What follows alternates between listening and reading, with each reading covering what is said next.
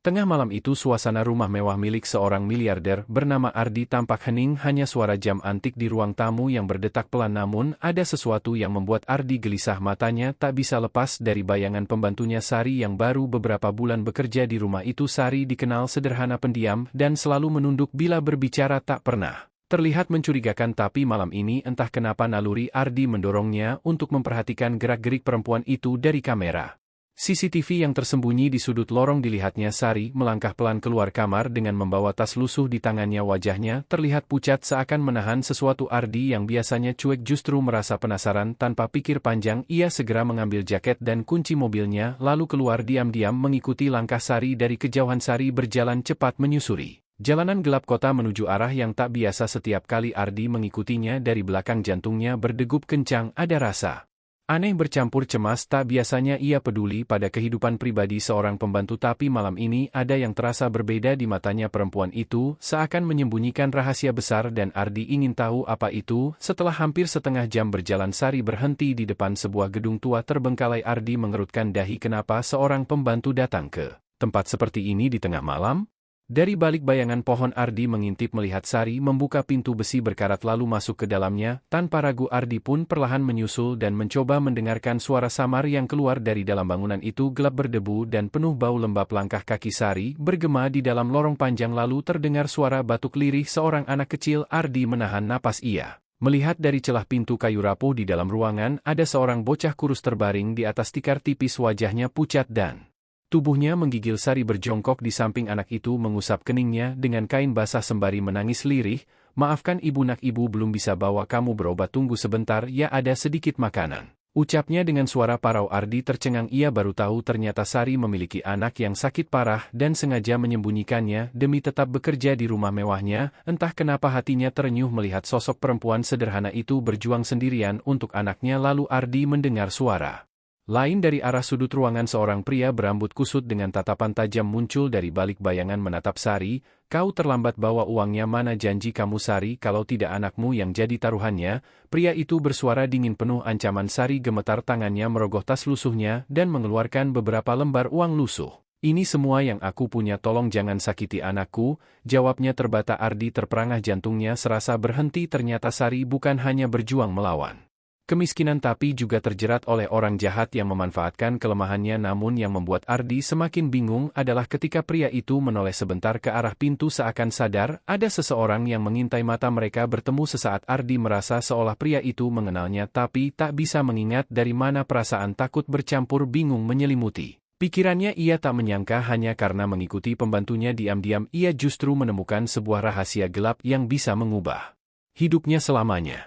Ardi mundur perlahan berusaha tak menimbulkan suara, tapi langkah kakinya yang mengenai pecahan kaca membuat pria itu menoleh cepat dengan tatapan penuh amarah. "Siapa di luar?" teriaknya. Sari panik menoleh ke pintu. Seketika wajahnya pucat karena melihat sosok Ardi muncul dari balik bayangan. "Tuan," bisiknya lirih, tubuhnya gemetar karena takut rahasianya terbongkar. Pria berambut kusut itu mendekat sambil membawa pisau tajam, matanya penuh kebencian. "Kau bawa orang kaya ini ke sini ya, Sari? Kau pikir bisa main-main denganku?" teriaknya. Ardi langsung melangkah maju berdiri di depan Sari dan anak kecil itu. "Jangan salahkan dia, akulah yang mengikuti diam-diam. Kalau kau butuh uang bicaralah padaku," katanya dengan suara tegas namun jantungnya berdegup tak karuan. Pria itu tertawa sinis. "Uang? Kau pikir aku hanya butuh uang? Kau bahkan tidak tahu siapa aku kan, Ardi?" ucapnya membuat Ardi terkejut. Bagaimana mungkin pria ini tahu namanya? Pria itu lalu melepas senyuman dingin. "Aku adalah adikmu yang kau kira sudah mati tenggelam bertahun lalu." Suasana mendadak hening, hanya suara napas terengah yang terdengar dari mereka semua. Ardi membeku, tubuhnya kaku, matanya menatap tajam ke arah wajah kusut pria itu. Benar, ada kemiripan dengan wajah adiknya yang dulu hilang di laut saat mereka masih muda. Sari menangis terisak. Ia berusaha menjelaskan, Aku tidak tahu dia adik tuan. Aku hanya terjebak hutang padanya." Ardi merasa kepalanya berputar. Bagaimana bisa semua ini terjadi? Adiknya yang selama ini dikira sudah tiada ternyata hidup sebagai bayangan penuh dendam dan justru memeras pembantunya. Ardi berusaha menahan emosi. "Kenapa kau melakukan ini, adikku? Kenapa harus menyakiti orang lain?" Sang adik tertawa getir. "Karena kau hidup mewah sementara aku bertahan hidup di neraka. Kau tak pernah mencariku, tak peduli padaku, sementara aku harus mati-matian untuk bertahan." Suaranya penuh amarah, pisau di tangannya bergetar. Ardi menatapnya dengan air mata, menahan rasa bersalah yang selama ini terpendam. Namun sebelum ia sempat mendekat, sang adik berteriak keras, "Semua ini belum selesai Ardi, aku akan buat hidupmu hancur seperti hidupku." Lalu dalam sekejap, ia menghilang masuk ke lorong gelap, meninggalkan mereka dalam ketegangan. Sari terjatuh lemas sambil menangis memeluk anaknya. "Tuan, maafkan saya tidak bermaksud menipu, saya hanya ingin anak saya tetap hidup," ucapnya dengan lirih. Ardi berjongkok menatap perempuan itu, lalu menaruh tangannya di bahunya. "Kamu tidak salah Sari, kamu hanya korban keserakahan orang lain. Mulai sekarang biarkan aku yang membantu anakmu berobat," jawabnya dengan suara tegas meski dalam hatinya masih berguncang dengan kenyataan bahwa orang yang baru saja mengancam mereka adalah adiknya sendiri. Rahasia besar itu kini menjadi beban di hatinya. Malam itu Ardi sadar hidupnya tak akan pernah sama lagi karena ia telah menemukan kebenaran yang terlalu sulit untuk diterima.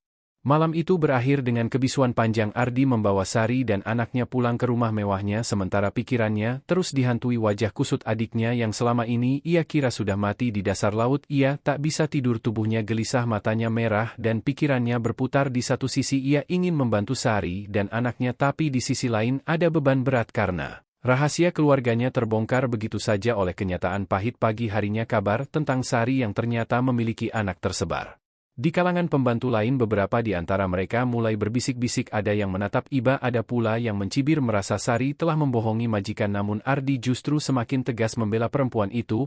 "Mulai hari ini kalian jangan ada yang berani merendahkan Sari atau anaknya, mereka bagian dari keluarga saya," ucapnya lantang membuat semua pembantu terdiam. Mereka tak pernah mendengar Ardi berbicara sekeras itu sebelumnya. Sari hanya bisa menangis sambil berlutut, "Tuan, kenapa baik sekali pada saya, padahal saya sudah menipu Tuan, saya menyembunyikan anak saya takut dipecat."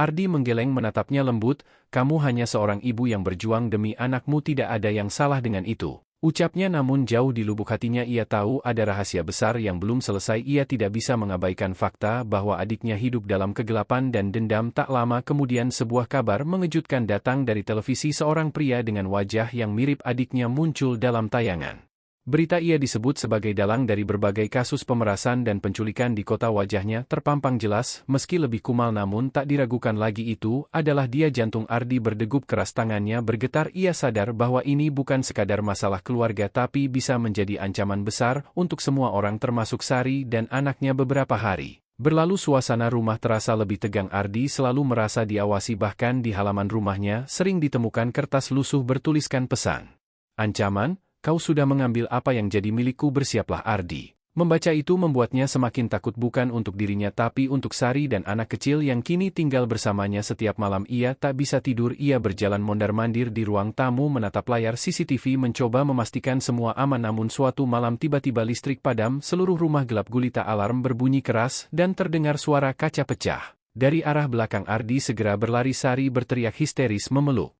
anaknya di ruang tamu. Dari kegelapan muncul sosok pria berambut kusut dengan pisau lebih besar dari sebelumnya. Tatapannya penuh kebencian. "Kau pikir bisa sembunyikan semuanya dariku Ardi?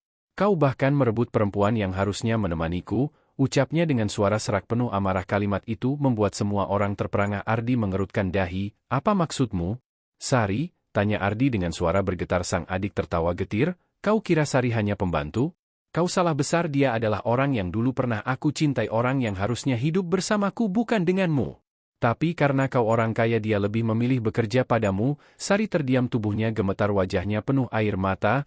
"Itu tidak benar, aku tidak pernah memilih Tuan Ardi, aku hanya bekerja untuk menyelamatkan anakku. Aku tidak tahu kalau kau adik Tuan." Suaranya pecah menahan tangis. Ardi terkejut, darahnya berdesir cepat. Bagaimana bisa adiknya menyimpan dendam, bukan hanya karena masa lalu tapi juga karena cemburu pada pembantunya sendiri. Suasana semakin menegangkan ketika sang adik melangkah maju, menodongkan pisau ke arah Sari. Ardi spontan berdiri di depan melindungi perempuan itu.